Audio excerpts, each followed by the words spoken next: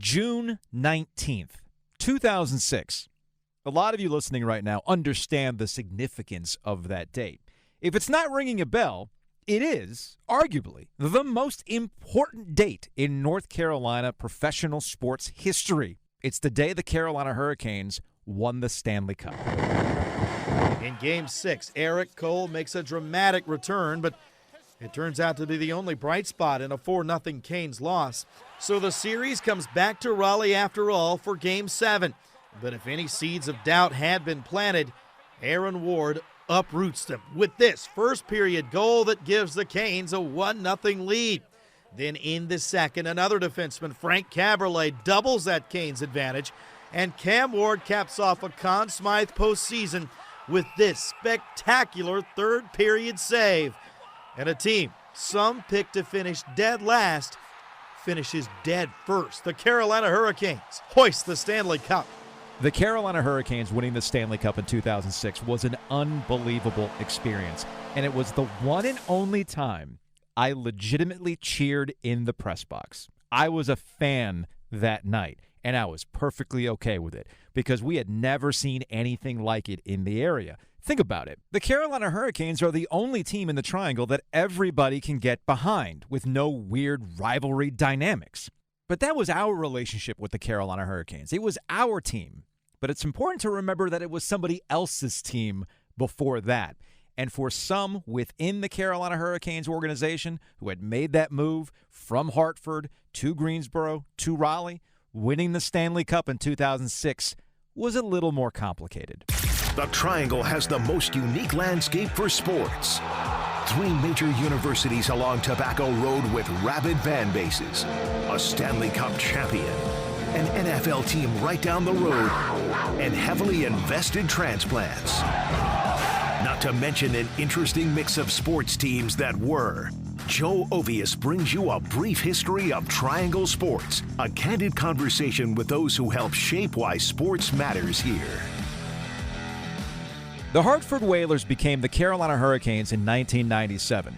The Canes, as you know them today, with a Stanley Cup, playoff success the last 4 years, deep roots in the community, a vibrant youth hockey organization. None of that existed in 1997. I distinctly remember hearing from sports talk radio callers before the 2002 Stanley Cup run that hockey did not belong in the state of North Carolina. NC State fans who did not want to share a building with this hockey team that didn't give them truly NC State red seats. Yes, that was a thing. Of course, the biggest problem for hockey is a barrier of entry. I learned the basics from hockey from a video game. Shout out to NHL 93, NHL 94. Hockey did not translate well on television before HD took over, which is a reason why the Carolina Hurricanes at one point had a slogan that went by, "You'll know when you go." So you had to learn. And there was one man who made it really easy to understand. Enter Chuck Kaiton, former radio play-by-play announcer for the Carolina Hurricanes, a larger-than-life personality who got his start with the Hartford Whalers. Kaiton's distinctive announcing style packed in a lot of information. It was also highly educational, and an entire generation of Carolina Hurricanes fans learned the game of hockey thanks to him.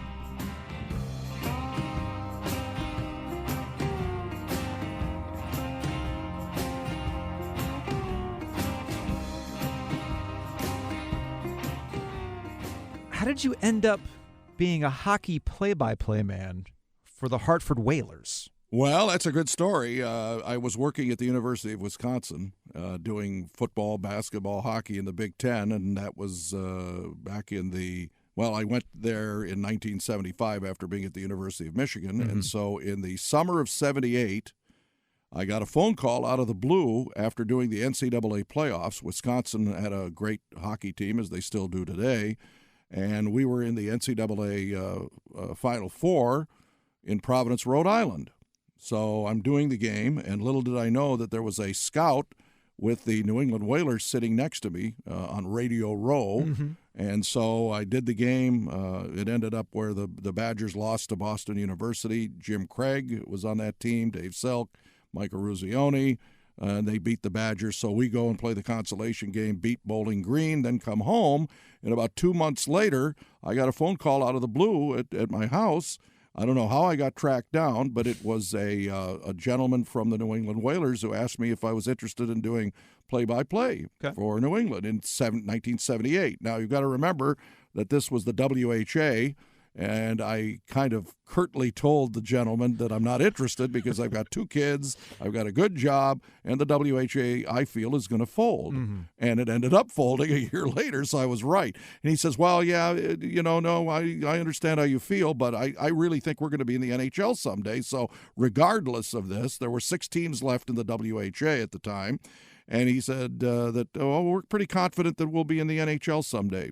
And I said, well, I'm glad you are. I'm not, because my NHL sources tell me that I think that the league is going to fold and that the NHL is not going to accept anybody. I don't care if Wayne Gretzky plays for Edmonton or not. Joe. But your sources were wrong, Chuck. Well, here's what happened. Yeah. They were and they weren't. Okay. Because fast forward to the next summer, and a couple of things happened.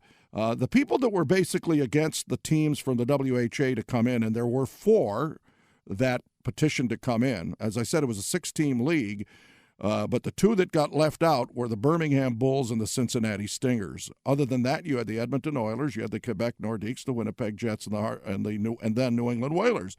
Well, they still didn't want, they being Montreal and Boston. Boston had its own agenda because they'd already butted heads with New England, playing in Boston Garden and not paying rent. The Whalers never paid their rent. They left at they actually had a Zamboni block their locker room. That's a story in itself. They had their equipment, and poor Skip Cunningham, who I hope is listening to this podcast, would attest to this because he was there. The Bruins basically locked in the Whalers' equipment and stole their equipment because they hadn't paid their bills at the Boston Garden. So they put a Zamboni in front of the door so they couldn't take the equipment out. That's amazing. It is. And so anyway, while that was going on that summer, you had, that was the Bruins being upset.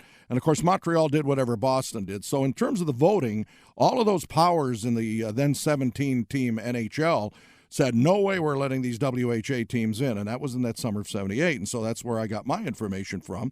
And then everybody loves a nice brew, don't they? And they like Molson. Yeah. And guess who the Montreal Canadiens were owned by at the time? Molson. Yeah. So there was a concerted effort by fans across Canada, especially in Edmonton, especially in Winnipeg, especially in Quebec, that they would boycott Molson products. Interesting. And that changed Montreal's vote. They told Boston that they're changing their vote. They want to accept these teams. So in June, basically, of 1979, the 4 WHA teams were merged into the NHL with the help of Howard Baldwin, who was the managing partner of the Whalers. He had a great relationship with the then president John Ziegler of the NHL. So, and they were funded by Aetna Life and Casualty Insurance, as well as other major corporations in Hartford. They had moved, of course, from Boston to Springfield to Hartford by that time, and they had a very solid financial base.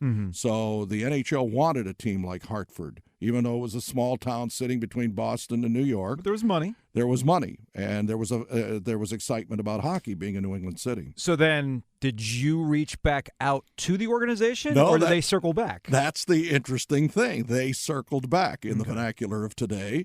What happened was I picked up the paper, and on June 3rd, 1979, I see the merger take place. And I turned to my wife and I said, well, I guess they were right. They are merging. And then in August, 2 months later, and I'm down, I'm doing, sports and get ready for the Badger football season, the hockey season.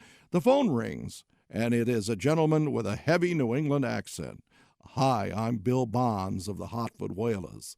And, I can't even do it. He's now passed on. He was a wonderful human being. He was a marketing director of the Whalers at that time, and he was the guy in charge of hiring the broadcasters. So my first question after he called me was, why are you calling me back? You had this opening last year.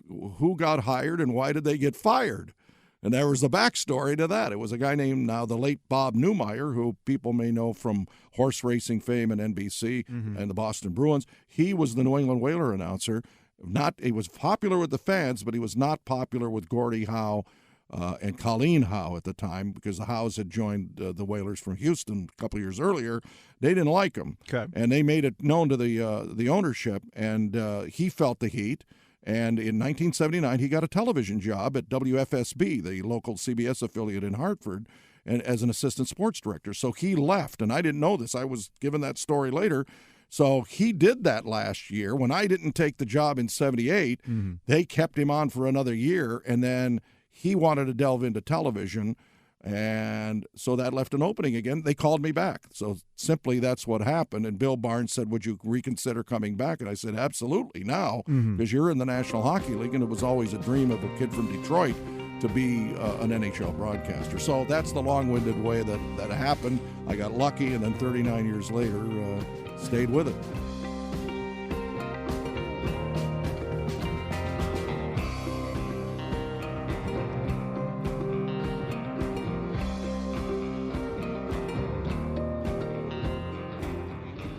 I want the Cliff Notes version of what the Hartford Whalers were from the time you joined them as an NHL team, entering the NHL team in 1979, to 1997 when they became the Carolina Hurricanes.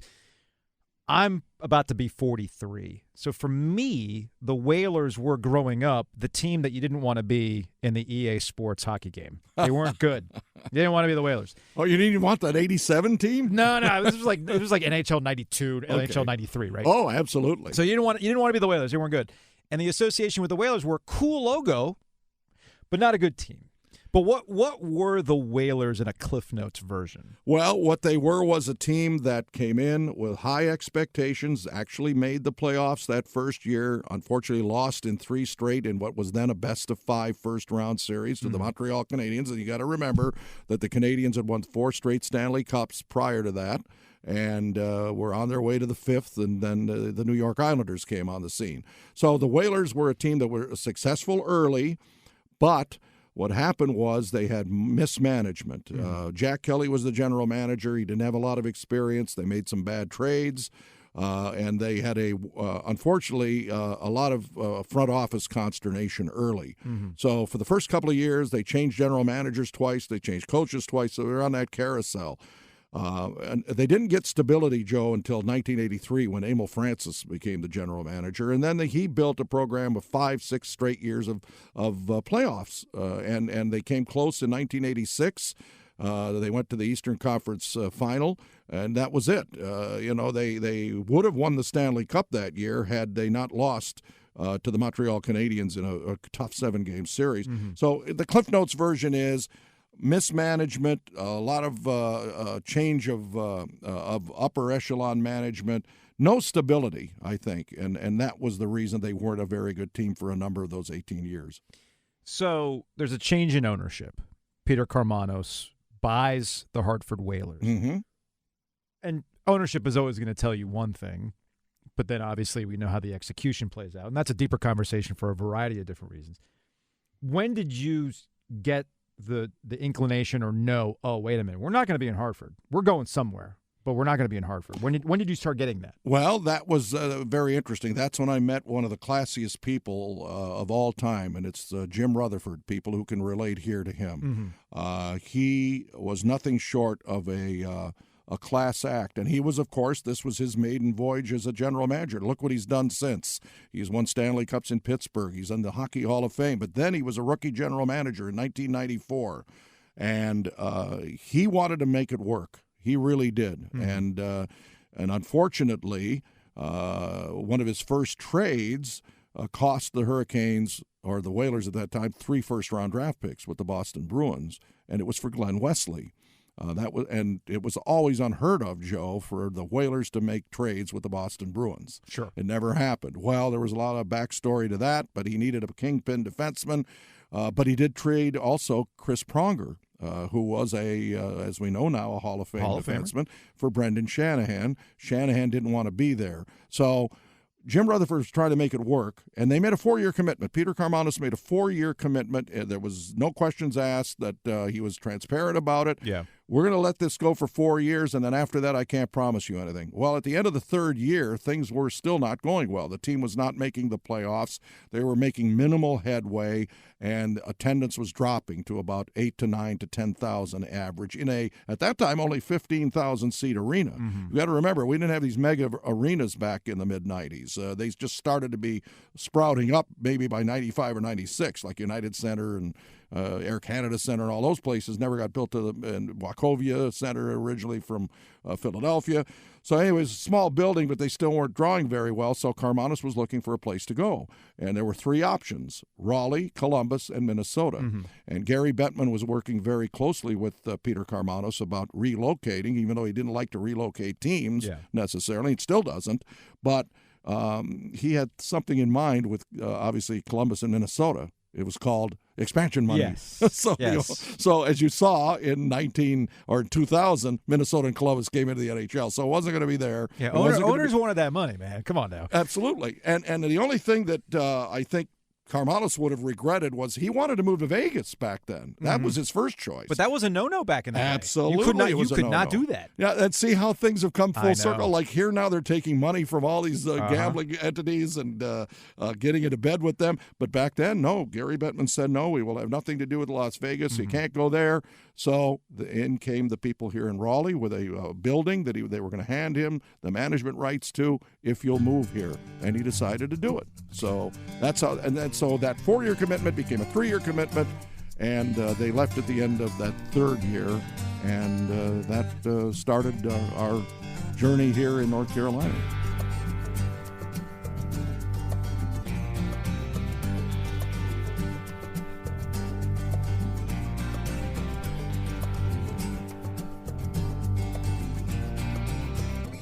But it wasn't a smooth transition. You didn't No. just go to the entertainment and sports arena, or as you like to call it, the RESA. The RESA. Back in the day. Yeah. You had to spend some time in Greensboro at the Greensboro Coliseum, which has its own history. It is a wonderful facility. I think Greensboro Coliseum gets a bad rap, but it's actually a very well-run building. You go from traditional hockey markets, right, and Hartford attendance aside, you go to Greensboro, North Carolina, with the famous black curtain and nobody really showing up to these games. What are you thinking?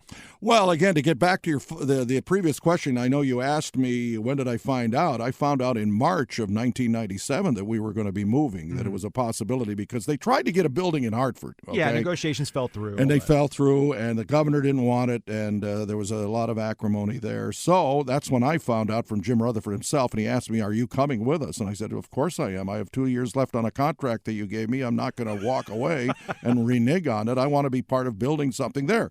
Well, little did I know that, and this is like in March.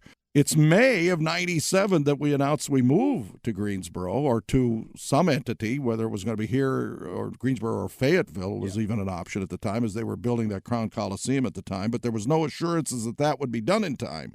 So Greensboro was a safer bet, except that they had to pay off the previous owner by buying his team, the Greensboro team, and moving it, relocating it so he could buy the dates. Karmanos had to pay off the previous owner of Greensboro so they could play in Greensboro. And you're right, it was very surrealistic. I'll never forget being quasi in charge of putting our radio network together, along with Rick Francis, who was our salesperson at the time and our marketing guy. And I'm thinking, how are we going to do this? And we got some references to people who could build a radio room because we did our own radio in-house with the Whalers, and we wanted to do the same thing in Carolina, and we did. And so it's crazy. We had 2 or 3 months to do it, and we got it done. But again, as you said, attendance was abysmal, except for that opening night when they played Ronnie Francis, Mario Lemieux, and the Pittsburgh Penguins. Had 23,000 in there. I think we only had one sellout after that, and that was on the day after Thanksgiving when Gretzky came in with the Rangers that season. So, it was a bit of a surrealistic nightmare, and to culminate that thought was seeing Pierre Maguire, who, of course, from NBC Sports now works for the Ottawa Senators. He's a good friend of mine. He was the color man for Montreal radio, and it was so surrealistic to see him in a freezing building because there was nobody at the game. The first time the Montreal Canadiens came in, he's doing color for the Canadiens radio broadcast. Yeah. I look across the way at him, and I'm saying, what is wrong with this picture? Yeah. Here are the storied Montreal Canadiens in Greensboro, North Carolina. And I think that's when it finally hit me. But you had 2 years remaining on your contract. Did you consider like this? I'm in North Carolina. Nobody cares about hockey here. I don't know where this is going. Yeah. Did you think, you know what? I got play-by-play experience doing other things too, or maybe there's another job. Did you think about leaving? Yes, I did, okay. To be very honest with you. And, of course, Mr. Rutherford knows that if he's going to listen to this podcast. I doubt because it. he's the guy. He only listens to Adam Gold podcasts. Oh, okay. Yeah. Well, I will say this. He was the first person I talked to because here's what happened. In the spring of 2000, we had played the 2 years in Greensboro and the first year in Raleigh when the RESA opened, remember, in late October of 99. So after that 99-2000 season, I got a phone call from the Boston Bruins, and they were looking for a play-by-play guy. And the same Bob Newmeyer, the late Bob Newmeyer that I told you about earlier, who was the Whalers announcer of the WHA, was going to leave the Bruins and pursue other interests. So, again, in essence, I almost followed him again. Bob's just opening up doors for you. It was amazing. So the procedure was Harry Sinden, who was the general manager of the Bruins, called Jim Rutherford out of the blue and said, we want to interview Chuck. And Jim Rutherford, as the true gentleman that he is, allowed me to do that. I never spoke out about being upset with moving to North Carolina, or I was not looking to leave, but that opportunity did come, as did one other opportunity with the Minnesota Wild, who were going to be an expansion team that year in the 2000-2001 season. So I had two options to leave, and the more serious one was moving back to New England with the Bruins. Well, met with them, and it was kind of an apples and oranges assessment because, with the Hurricanes and the Whalers, I worked for the team, and there was a certain sense of stability with that, including a 401k plan and insurance and all that. And with the Boston Bruins, it would have been working for WBZ Radio. It would have been joining a union, a talent union, AFTRA, and then getting my insurance that way, and then, of course, the cost of living. Yeah. So I weighed it all out, and after speaking with the Bruins, and I did get offered the job and turned it down. So I thought, boy, this is going to be tough now for me. Coming back and having to tell Jim Rutherford that I'm staying because he thought I was going to leave. Yeah. He thought original Six City, back in New England, how are you not going to move? Yeah, the golf is better here, too. But the golf was better here. I don't have orange or yellow golf balls to play in December. Snow. So, Joe, so it was a no-brainer, but I was a little apprehensive. But again, showing the class that he had, Jim Rutherford said, hey, you're welcome back. We didn't want you to leave. And it was a breath of fresh air. And that's why I had that sense of loyalty, because he never had another look at another job and never wanted to get another job at all under the Karmanos-Rutherford regime. So you're here now in North Carolina. Things are settled at the Raleigh Entertainment and Sports Arena, and we've moved beyond what I always thought were silly, terrible plays to try to bring hockey in, like Richard Petty, associated with the Hurricanes and trying to southern it up and whatnot. You should sell yourself on the product, not trying to make it relatable in a way that might not connect. However, you still need to teach people the game. So when you came over, did you change how you did the broadcast, knowing that the audience that's listening to the team or listening to the broadcast right now might not have the same level of knowledge as an Original Six team fan base or what you had in Hartford? Well, Joe, I think that's a great question, and I think that the way I approached it was the way my baseball broadcasting idol, Ernie Harwell of the Detroit Tigers, would, and I read his book. And even he did that year after year, and not assuming that all baseball fans know everything about baseball, the ins and outs of the lingo and of the strategies. And he said, be able to broadcast right in the middle.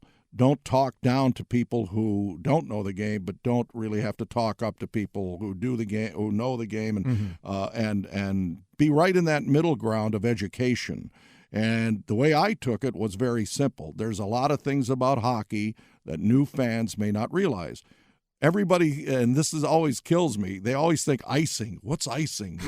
What's offside? I don't understand these rules of hockey. And I'm thinking to myself, you know what I don't understand? I don't understand somebody face masking somebody and scoring a touchdown in the Super Bowl and not getting called. But icing's simple. It's elementary. It's very black and white. So I would take the approach my first season of broadcasting here in North Carolina, where when there would be an icing, not every time it happened, but periodically I would say, well, again, once the puck is shot from your half of the center red line over the goal line untouched, and the other team goes back to touch it, that's icing. I would say that once every 5 or 6 times there was an icing.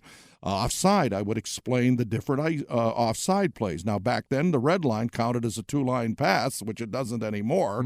So I would explain the 2-line offside pass as opposed to going on a rush. So, again, you would do that periodically. And those are just 2 examples of what I did when we first moved here for listeners, because a lot of the games were on radio back then. There were only like 25 games on television. Poor John Forsland, he worked with me. For that reason, I call him Poor John Forsland. But he didn't have a TV, and he was very frustrated, I know, at the beginning of that time period, because we didn't have a lot of games on television. So it was very important to do this job on radio, which I still think is the baseline medium of sports. I would agree with you on that. But at the same time, I've never said this to you. A quick context. When I graduated from NC State in 2001, I was a part-timer at 850 The Buzz. Oh yes, I remember those days. Which is where the games used to be broadcast. So I would be behind a studio board, and I would have to make sure that we would hit the local breaks. They always had a different out cue. You would say, the Carolina I'll be Hurricanes back with more after this from your local station. Boom, this is and then I would hit a button. Yeah, I would wait for the audience. Like I'm this 22-year-old just out of college, making like $8.75 an hour, eating cold pizza, and I would sit there at this board waiting for Chuck to do the out cue. Right, and then I would hit a button. But when you're sitting there, your play-by-play, and I mean this in a complimentary way, you have to get used to it. And maybe it's because I was so used to television play-by-play. You're packing so much information into how you're presenting the game and painting the picture that you really have to. But I learned a lot. I basically learned hockey from listening, in the studio, listening to your broadcast. But did you ever hear from people saying, Chuck, could you slow down? Well, that's a good question, because I think that if you looked at percentages, maybe 3 or 4% of people would say, slow down, you're giving a lot of information.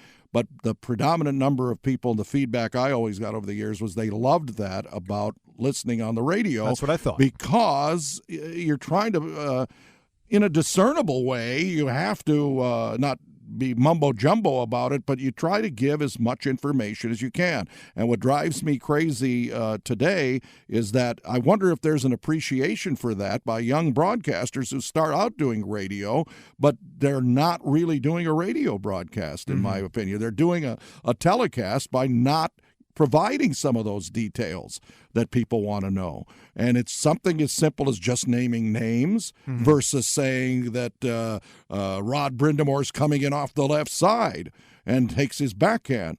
Somebody would say, Rod Brindamore fires wide. There's a big difference between, providing those little details and being more general about it. And I always took pride, and it got recognized, and I was happy about this, by numerous national people who said, we think you're the best radio broadcaster in the National Hockey League, and here's why. Because we can really see the game. So to answer your question, I think I tried to bring people up to my level of broadcasting the game, and hopefully it was, not a bunch of gobbledygook. And, well, that's how I took it. You would do Kaiton's Corner as well, where you would answer. It's basically the equivalent of a mailbag segment. Correct. What you see on a website these days. Yeah, and it was limited and unlimited, really, because it was never limited to just statistical questions, or it was anything about the game that you wanted to know about, whether it's about history, rules interpretations, and that type of thing. So, and I got some fascinating questions, wonderful questions from people, because, again, my philosophy, Joe, was to always bring people up to your level of knowledge of the game. Bring them up with it. Be like a professor, a teacher, of higher education, and bring those people up, because they want that. I think if they care enough to listen to a National Hockey League game, you owe that to them. You owe them the history as well. That's another thing I think that's missing with young broadcasters today. They don't know how to relate things that happen on the ice today to historical references, and I used to always love to do that as well. Which is why I'm doing this podcast, and I think specific to the Carolina Hurricanes, I liken the current era that we're in with Rod Brind'Amour as the head coach and everybody being excited about them making it back to the playoffs that first year and where they are as of this recording as new money. Okay. Right. It's like people might not have paid attention to him during that 10-year drought without the playoffs. They have an affinity for this particular team and some of the personalities on this team. And obviously they know Rod Brind'Amour to be this established made man. But they don't know all the context to it. And that's where I wanted to go in terms of impactful things for the organization. We can easily talk about 2002 in the Stanley Cup playoffs. We can talk about winning it in 2006. But that trade that brought Rod Brind'Amour in, I think encapsulates the Hurricanes and this market and the light bulb going on and getting it. Because Rod's probably thinking the same thing you were thinking back in 1997. We're going to Raleigh, North Carolina? What the heck is this about? Well, Rod's in the same situation right now. Of course, now Rod is a legend of North Carolina, not just the Hurricanes, but just of North Carolina sports. Absolutely he is. And here's a little history lesson for our listeners and your podcast listeners. I think I referred to Chris Pronger for Brendan Shanahan, that trade in Hartford. That's the root of Rod Brind'Amour coming to the Carolina Hurricanes, because Brendan Shanahan was acquired by Jim Rutherford. And then Brendan Shanahan was converted to the Detroit Red Wings for Keith Primo.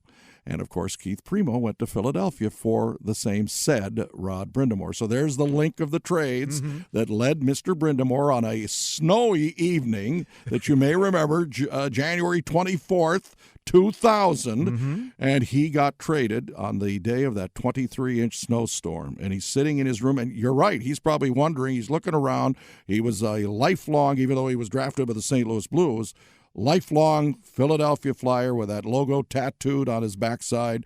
And all of a sudden now he's in Raleigh, North Carolina, and it's snowing 23 inches. He's got to be wondering, what in the heck's going on? That was the root of Rod Brind'Amour coming to this organization, and the rest is history. And again, if people don't know that are rooting for him, they may know him as the captain of that 06 Stanley Cup championship team, but they don't know really that he was there 6 years earlier, too, and lived through 02, like you said, with Detroit. Another heartbreak, because he had a heartbreak in '97 with Philadelphia against the Red Wings in the Stanley Cup Finals. So, again, he was the guy. But that's those are the kind of stories you love to tell people if they're not aware, if they're that new money team, like you say, the new money fans that are jumping on the bandwagon.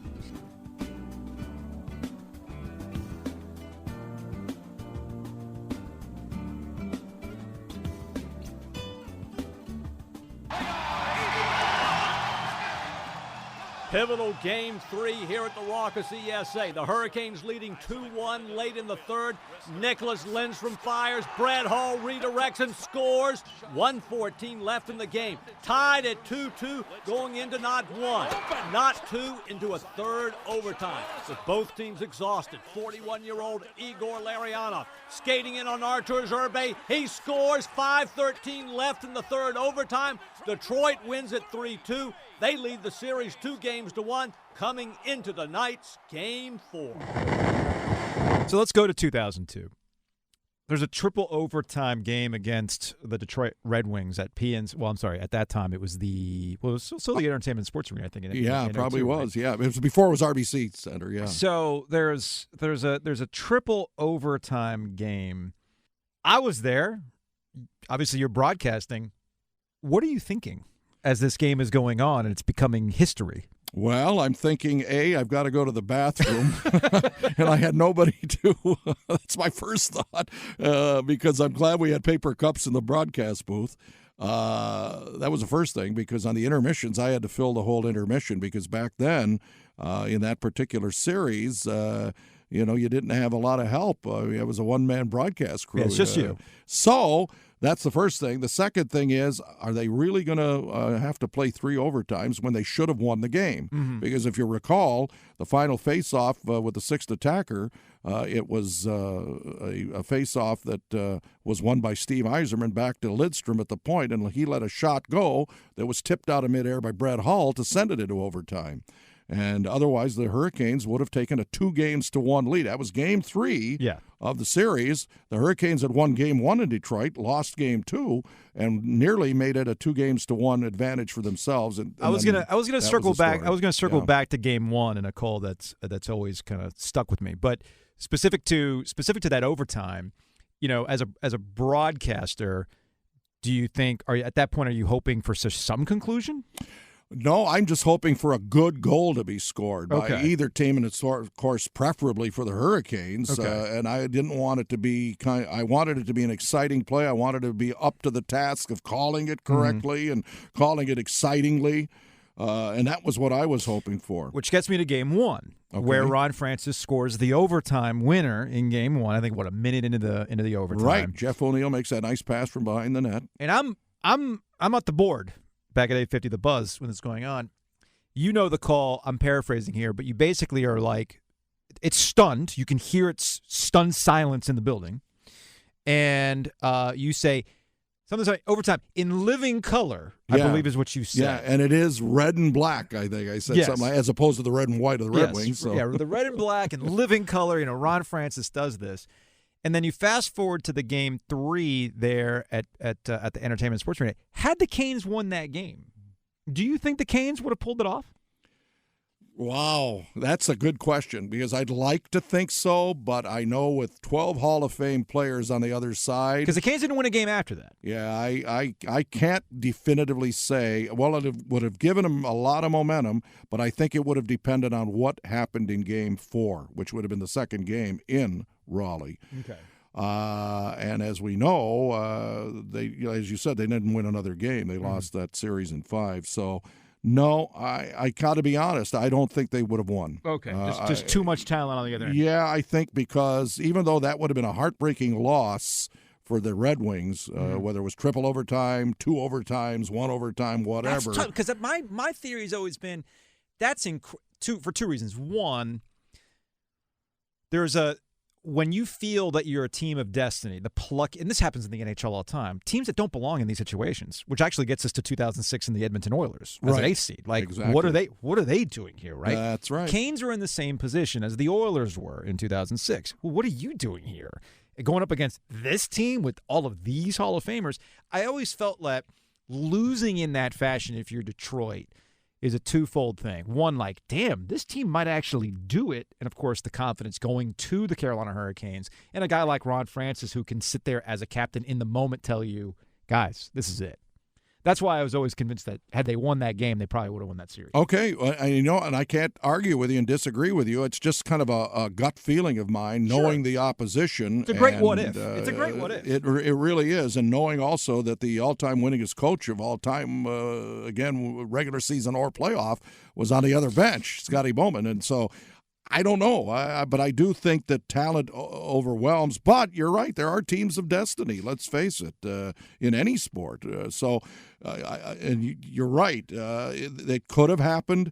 I'm not sure it would have, but I do think that it would have been very exciting because had the Hurricanes taken a 2-1 lead, that's why I'm saying Game 4 would have been the pivotal game to me. Now, they win that game, they win the series. Or do they? Because we saw a 3-1 lead in 2006. We've seen that. Didn't we? We saw that. And that nearly got blown. So, and before we get to 2006, I also wanted to use 2002 as a quick aside about the dynamic between the Carolina Hurricanes under Peter Carmanos and the Detroit Red Wings and their owner. They didn't get along. There was animosity between the ownerships. Not necessarily, it might not have come through on the fan side of things, but through ownership, they did not get along. And there's a Sergei Fedorov story that actually, again, this is where new money situations, new money fans might not realize what happened with Sebastian Aho Carolina Hurricanes were the originals when it came to ticking somebody off through an offer sheet. Absolutely. Which is what happened with Detroit and Sergei Fedorov, and kind of a little bit of a screw you that came through it. So kind of a Cliff Notes version of what the Hurricanes did with Fedorov. He could have been a Hurricane, maybe, with the offer sheet. But it just put Detroit in a position where they had to overpay him, right? Absolutely, and a lot of people thought that was the reason that Peter Karmanos wanted to do it. That he was vengeful against the late Mike Ilitch now, and because they were rivals, they both had competing youth hockey organizations in Detroit. And I think the root of the issue was obviously Mr. Karmanos owned a software company for business applications, and I heard that the root of the rift came when Little Caesars Pizza, owned by Mike Ilitch, had committed to use CompuWare for their business software, and that he reneged on it. That's the story I got, and that's why Pete was upset. It was a business deal first that became a hockey rivalry, and so there's always a root to these things. And but again, the Fedorov thing. Now, can you imagine the figures? It was $49 million over 5 years. That's nothing. Oh, that's nothing today. I mean, well, we're talking like late '90s. So, everybody knew all along, or thought all along, that Ilitch was going to match the offer. He wasn't going to let Fedorov come over. But I think that was one of those things that was done so that it might hurt Mr. Ilitch in the pocket. A little bit. Similar to what happened to the situation with Sebastian. So with Sebastian Aho, and then, of course, the Carolina Hurricanes did get a little payback with Kokoniemi, too. But that's another topic for another day. So the Hurricanes make it to the Stanley Cup Finals in 2002, but then they go back into that trough for a little bit. And obviously we get into the lockout, and then 2006.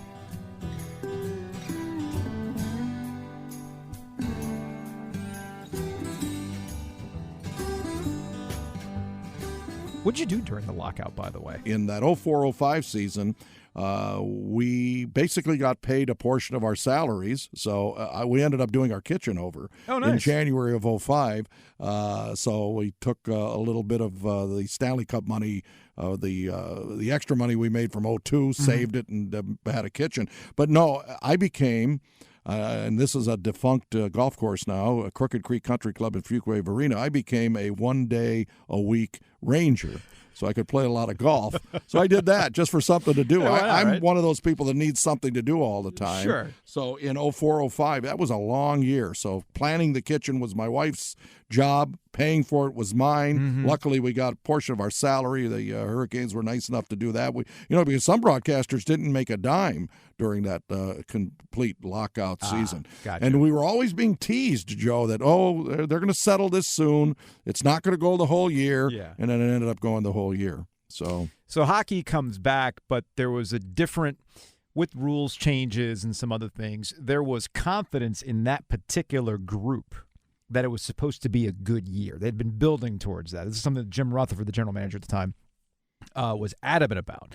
So did you also get that sense going into the season that this was going to be a special year? No, 05, not 06? really. No? I mean, because with the rule changes and with the aggressiveness of Peter Laviolette, I knew his coaching style. Sure. I thought there could be, and then when I saw the pieces being put together that came over because of remember now, this is the first year of the salary cap, so teams had to some tough decisions were made. Right, Ray Whitney, who was a Detroit Red Wing, came over. He was one of the key pieces to coming over. I mean, the team had great chemistry. And I credit Peter Laviolette for a lot of that success early because he would do a lot of team-building things at training camp that brought this team together. And when you talk about the class individuals, you look back at it, Joe, and see who was on that team and the experiences they brought. And not only winning the Stanley Cup, but being in the finals, from a Glenn Wesley to a Brett Hedican, who had the frustration of losing to the Rangers as a Vancouver Canuck in '94. Brind'Amour elevated to be the captain. Right. Brind'Amour with his going to the finals with Philadelphia and the 02 experiences. So 06 was special from that standpoint. They had a very special team. Glenn Wesley, who had gone to the finals a couple of times with the Boston Bruins and never won. But they had a lot of guys that had a lot of experience in long runs of the playoffs. not to mention a Justin Williams. I mean, you look down the list of the players that were on that team, and how about the rookie, Cam Ward, in goal? Martin Gerber did his part in goal. So this team was very, very special. And I think that this is where I think it differs a little bit from today's Hurricanes. A lot of changes. Good team, but they'll have to prove it in the playoffs now. But back in 2006, that team was as solid as anything, and they ended up, I think, second to the Ottawa Senators in the conference. And I think that a lot was expected of them. Well, so much so that they actually, when they won the Eastern Conference, there's a famous difference in how the team accepted the Eastern Conference. In 2002, there's a picture of Ron Francis holding the trophy, the Eastern Conference trophy. In 2006, nobody's touching it. Yeah, I know. That was a thing that happened, and then Sidney Crosby changed that again. Yeah, well, at the time, it was the only thing you're touching is the Stanley Cup. Right. This is not, we're not settling for this. And there's a lot of superstition that goes along with that. Right. And I remember in 2002, the attitude was, Ron Francis, look, man, he's been through this before. He was, at that point, he's already a Stanley Cup champion, so it's whatever. And I think he kind of understood the moment of what it was for the franchise. Like, hey, this is a big freaking deal for this franchise. Absolutely. The Whalers / Hurricanes. This is a big freaking deal. So you know what? We're going to own that. I'm going to hold this trophy. But it ties back to what you just said about the group of guys in 2006. They've already kind of been through this. The one thing they want is that Stanley Cup. Yeah. So it kind of showed itself in the sequence in 2006 when they won the Eastern Conference of, no, we're not doing this. I always thought that was interesting. And they get to the finals. They're taking on Edmonton. And I will admit, I don't know if you felt this way, but I thought it was going to be easy.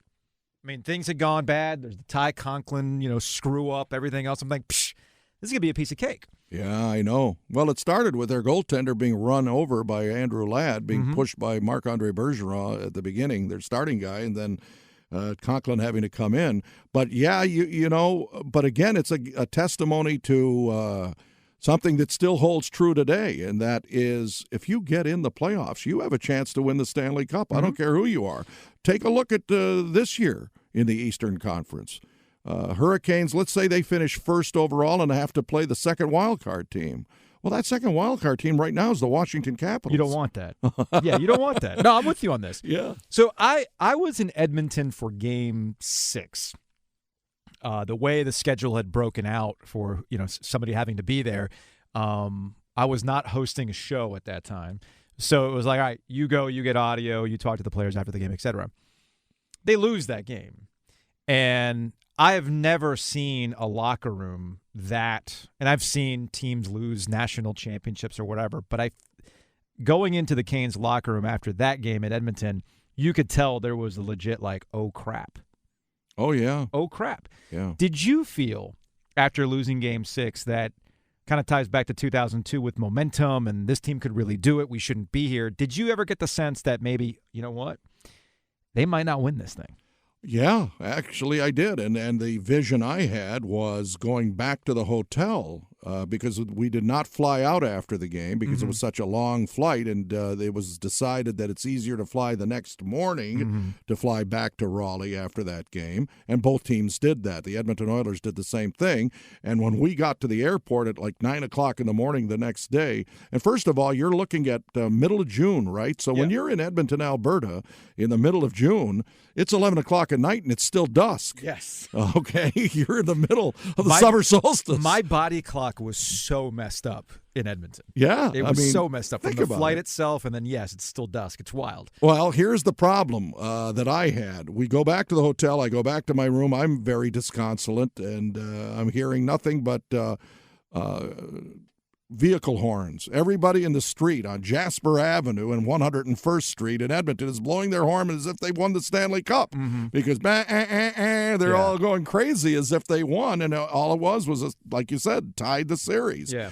So, yeah, I think they had the momentum in that situation, especially from Game 5. If you took it back to Game 5 where the Hurricanes had that one in the bag, and then all of a sudden, poor Corey Stillman makes a bad pass up the middle on the power play, and Fernando Pozzani picks it off, goes in and scores an overtime game-winning goal, shorthanded. In the fifth game, right? So it should have been over. It was 3-1 for Carolina.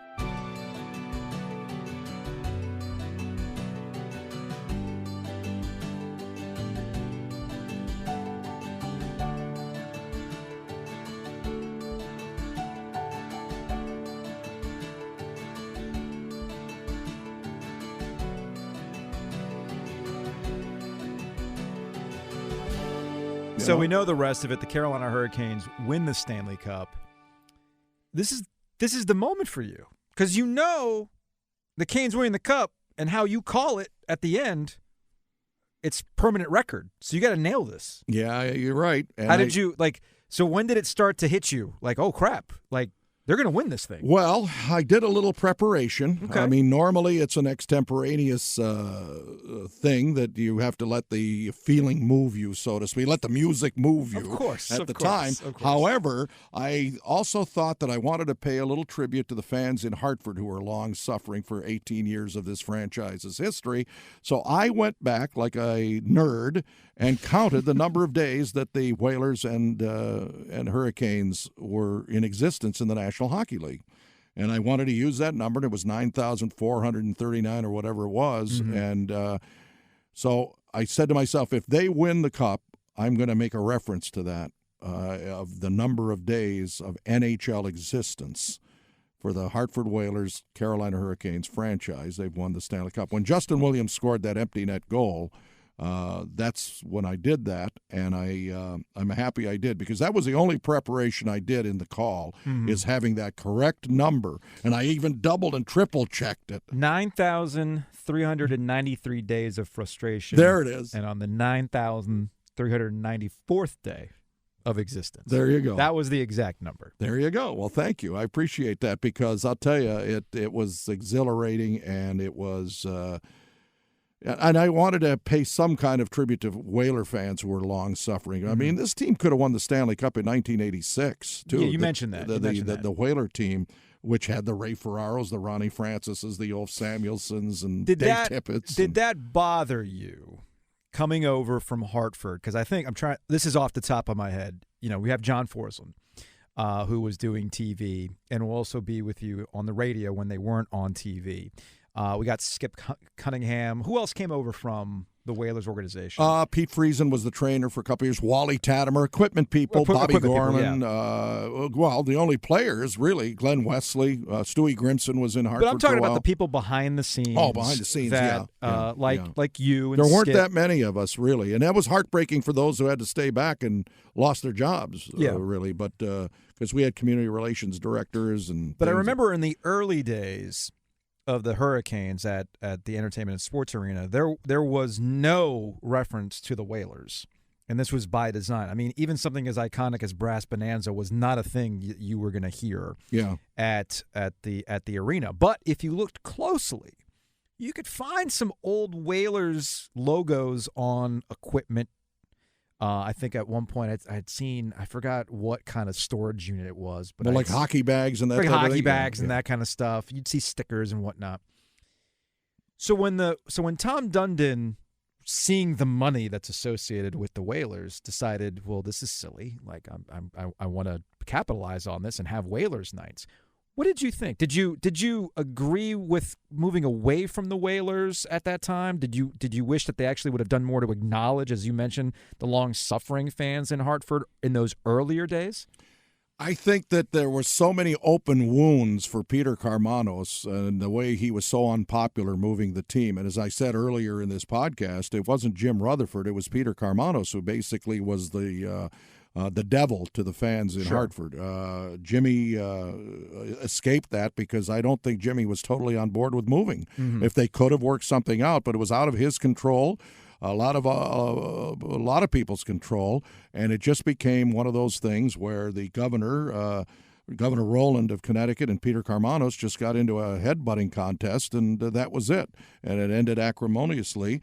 But I think that it would have been nicer had they done this earlier, because I think the thing that bothers me a little bit, and this has really nothing to do with Tom Dundon, although he is the guy that started this Whalers thing of bringing back I questioned his motives at the beginning. I thought it was going to be a big money-making thing. I don't know who talked him into doing this.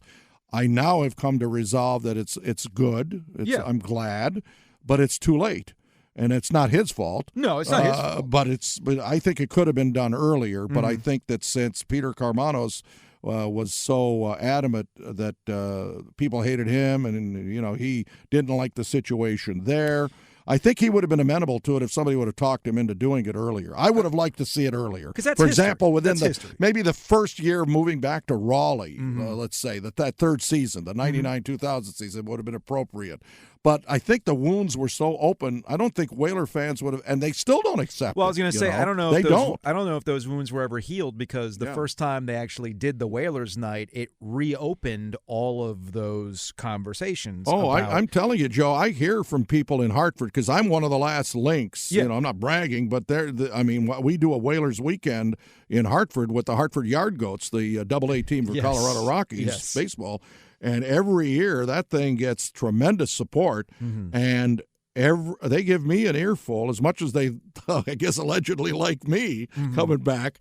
They say, I don't know what the heck this guy's doing with this Whalers night. But you know what? They've got very deep-seated problems with it. But I think it's a good thing because you don't want that in the dustbin of history. I agree with that. I totally agree with you on that. So I've always loved it. Yeah. I love hearing Brass Bonanza. I think it's important to understand that this team that's in this area had a history before that, and there is a way to incorporate them. So I was always curious on that first Whalers night, seeing these Hurricanes players in Whalers uniforms take the ice in this building. I got to imagine that you were kind of like, isn't that something? Well, I guess the only thing I'll say, and I hate to personalize this, but That's are what we're people. Doing here. But the people, I'll be very honest with you. You can't have a Whalers night without Ron Francis, in my opinion. You can't have a Whalers night without Skip Cunningham, who was there from day one and was actually there as working for the team when they did have the first Whalers night. So that helps me a little bit more, kind of resolve this. Yeah. And I guess that's the only thing I'm against. I'm not against it, but I'm just saying that the only thing that makes me feel like it's not legitimately Missed a Whalers night because those people got, and especially Skip Cunningham later, is not with the organization anymore. To me, it's about people, and it's about the sensitivity of like realizing who the important people were in the franchise's history, with no disrespect to Mike Rogers, who was the first former Whaler to be part of Whalers night, as I recall 3 or 4 years ago. Yes. Great guy. Sure. Leading scorer of the team their first couple of seasons when there used to be 100-point seasons by players. Terrific individual, but he, got invited to do this, and it was great for him. But to me, the franchise is always going to be Ronnie. The kingpin player of all time for Whalers history. And so without the number one guy, Skip Cunningham, was there from day one in 1972 with the New England Whalers when they were conceived in the World Hockey Association. That's where I think that, you could do a little bit better. But the concept is fine. And your point is very well taken. Keep the memory alive of that team, even though there's going to be a lot of people in New England that don't like it. And there are some Hurricanes fans that didn't like seeing it too, because by that point, to your point about it being too late, the Hurricanes had their own history. The Hurricanes were the ones that won the Stanley Cup. Well, let's put it this way. These things. Yeah, let's put it this way. This is 25th season in North Carolina versus 18 years in Hartford. Yep. Or in New England. In Hartford for the NHL portion. So now there's the pendulum is swung to Carolina's way, but I do think I agree with you. That sense of history. Well, even the Colorado Avalanche do it. They've got that purple Northeast jersey. I love it. I know. I think it's great. And I think you're absolutely right. And let's not also forget the fact that the Whaler jersey is like the 5th or 6th best-selling vintage jersey or total jersey in the NHL. I remember. Just ask those marketing people. They're at NHL licensing. I think it was 2014. Adam Gold and I went to New York for the Super Bowl. That was the Russell Wilson Super Bowl. Yeah. So I spent some time.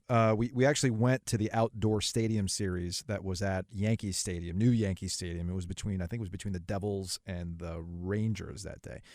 Regardless, I went to the NHL store, and there I could not find Hurricane stuff. But you know what I could find? Whalers stuff. Yeah. The NHL knew. They knew that they could make money off the Whalers gear. And I guess that's what we'll tie it with, because you were a part of that organization and, Skip before that. What was it about the Whale that has people nostalgic for it? Because you mentioned the Nordiques and there's other NHL teams that came and went, but what is it about the Whalers that seems to have stuck with people? Well, I think in one easy way, and I was there when I saw this, I don't think there was a team in hockey or any other sport that got tied into their community the way the Whalers were when they were in Hartford. And the way I'll say this is, and you can ask all the old players that played from the 70s to the 80s to the 90s, they did public appearances, they did school appearances, the DARE program, remember the anti-drug program in schools? Yes. I can't tell you the number of times I took Kevin Dineen or Ronnie Francis or Mike Liute or Dave Tippett, Ray Ferraro, all of these guys, Ophi Samuelson, Gordie Howe, all came to those assemblies. So I think they were so tightly knit in the community, and this goes back even to the WHA days before my time in Hartford. I think that's the reason, and nobody forgets it. And the thing about New Englanders that you find out real quick, and I'm a Midwesterner, so I had to become a New Englander there for that 18 years and enjoyed every minute of it, is they're loyal people. And they are people who don't forget when somebody does something nice for them. And the players were a fabric in the community. And I think that's and it's not getting lost either, because the next generation, again, with that Whalers weekend that we have in July every year, I'm seeing people in their 40s and 50s who were fans when we were there, bringing their kids and teaching them the lineage of what the Whalers were, even though those kids, you know, never saw a game. I mean, think about that. You know, you're talking 43 years old yourself. Yes. That's the year of the league that we started in. I know. Right? So you're the same age as my middle son, Chuck. No, we've talked about that in the past. I always not to out you, but I think you mentioned it earlier. No. I tease you all the time. Like, oh yeah, that's right, Chuck. You became the play-by-play for the Whalers when they first got here the year I was born. There you go. I got no problems. I know, and it's cool. But that's the thing. Like the next generation of fans, even though they never saw a Whaler game, I'm sure their parents are now grandparents in some cases are saying what a great thing it was to have hockey in Hartford. But it is a slow burn too, and that's where the Hurricanes, I think, have really. You mentioned them playing 25 years here. It's taken that amount of time for hockey to actually become something that is a normal, everyday part of the community. It's gone from novelty, something you just kind of did, get on the bandwagon, to there's a robust youth hockey community now here in North Carolina. My 10-year-old son plays with the Polar Ice House League, and we're going to get to a point where hopefully in the future, if there's more investment and there's more sheets of ice, you're talking about more and more players that are coming. Hopefully college hockey might actually become a thing here rather than it being intramural or club teams like we do with the Ice Pack and UNC. Because that's another thing that you came from, being in the Midwest and being in the Big Ten. They take hockey seriously there. Yeah, like absolutely. right down to the college level. Yeah, exactly. So I can only, if you take, it's kind of like how we take basketball around here. Same thing with hockey over there, right? Absolutely, it is, and it's in the state of hockey is Minnesota, where they have tremendous high school programs. So never mind just the colleges in the Big Ten and the Northeast, but you're right, and that's the thing that I always wonder about. We've been here 25 years now. The team has, and I'm just hoping that they're making those kind of inroads that you're talking about. Because I think it's there. I mean, I'll give you an example. My son had a game this past weekend of this recording. So we're recording this in February. Yep. And the Canes is at the Wake Competition Center, which is where the Canes practice. And they were on the same sheet of ice, and the Canes were waiting for them to finish the game. There was a junior Canes game that went long because at the 10U rec, that thing's in an hour. Like, you're on the ice and off the ice in an hour. They keep it moving, right?